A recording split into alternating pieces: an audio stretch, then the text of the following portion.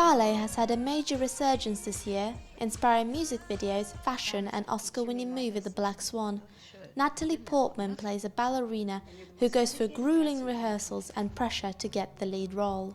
Black Swan, as you say, has, I think has awakened a lot of people to ballet, the hardships of ballet, if you like, the drama of it, and I think just the music as well.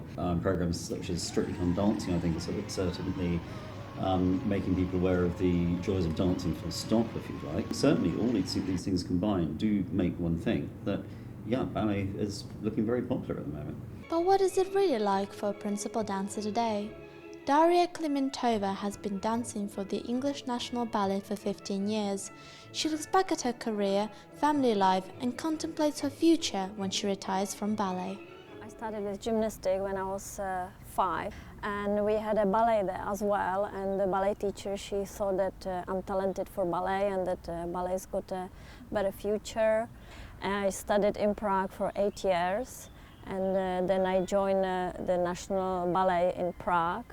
I stayed 3 years in that company, and then I got an offer to go to South Africa, to Cape Town. So I decided to stay there for a year. Then I got another offer from Galina Samsova, director of Scottish Ballet. So I moved to Scotland. I stayed there for 3 years, and then another offer came from London, and I'm in the English National Ballet. And I've been here many years. Daria is going to be 40 in June and is the oldest principal ballerina in the company. She has survived and succeeded in the brutal world of ballet, but she still has to prove herself to stay on top. It's amazing to be on stage and be, for example, Manon, and live that Manon story, a completely different person than what I am. It's very exciting. I think the older you get, the harder it gets somehow.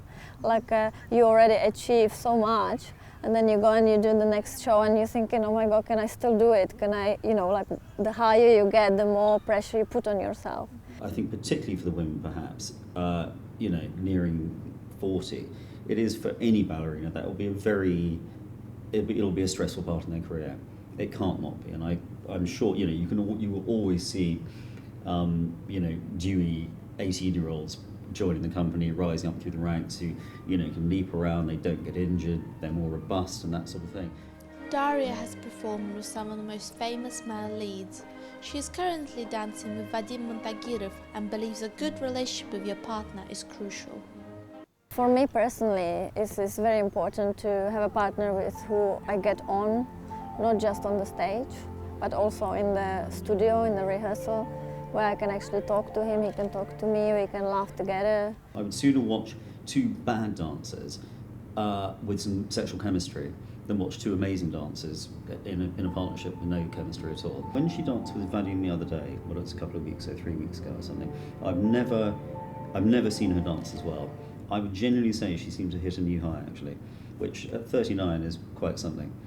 A successful career doesn't come without its downfalls. Injuries are very common and can threaten any dancer's future. Any ballerina or ballet dancer is going to be injured. That's part of the job, goes with the territory. The degree of injury depends on the instrument, the body, what that body's having to do, how far it's having to stretch outside its own physical limitations. The worst one, I think it was a bursa in my ankle. It was like a lump like this, which was a little lump, and it was growing, and it was really hurting that I couldn't dance anymore, so I have to have operation. And it took, I think, like 8 months for me to come back. It was very difficult. It was the first time when I thought, that's it, I just cannot dance anymore. I thought I will never get back. I think for dancers the hardest part of having an injury is the rehabilitation. Most of the time they're just very impatient to get back, which is understandable, and that's one of the hardest things to deal with. But when Daria gave birth to her daughter, ballet was no longer her #1 priority. But she did manage to get herself back into the studio just 2 weeks after Sabina was born. Suddenly the ballet is not the most important thing in the world, it's my daughter Sabina is the most important.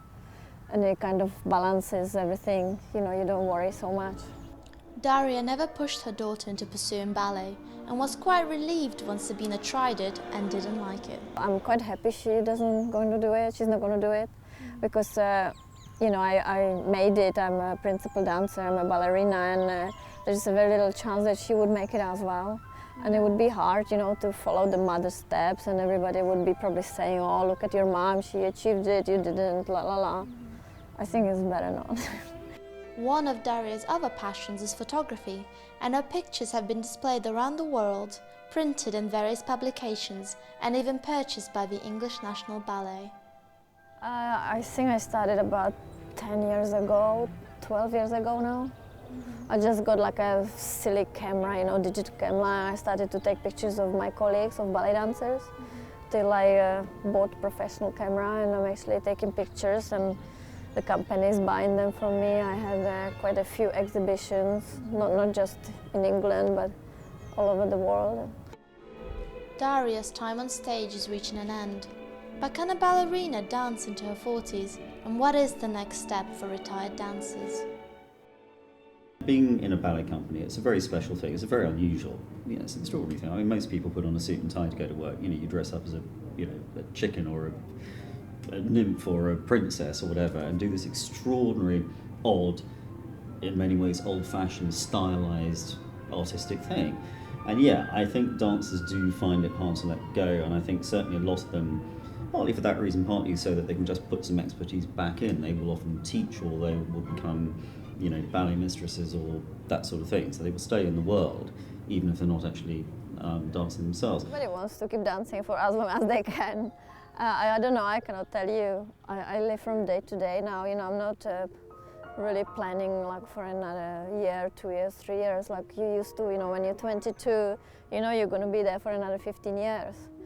But for me, not anymore, so my next is, I don't know, next show, and I concentrate to that, and then I'll see, you know, after that. Maybe I will teach ballet, because I already organize international ballet masterclasses in Prague, where I'm actually director of it, plus I'm teaching the students as well. It's getting more and more common, I see, around the world that dancers are able to continue to dance for longer.